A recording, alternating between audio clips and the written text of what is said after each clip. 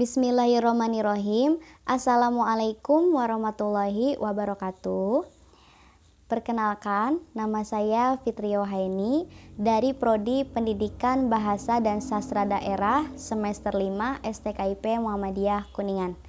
Di sini saya akan mempresentasikan sebuah video mengenai hafalan isim dhamir untuk memenuhi salah satu tugas mata kuliah bahasa Arab.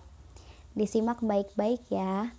Nah, sebelum ke presentasi, hafalan dhamir yang akan saya presentasikan yaitu dalam sebuah bentuk nyanyian atau lagu, supaya mudah dihafal. Huwa huma hum, hiya huma hunna, anta antuma antum, anti antuma antunna, anna nahnu. Sekian, mohon maaf bila ada kesalahan dan kekurangan. Ditutup, billahi taufik wal hidayah. Wassalamualaikum warahmatullahi wabarakatuh.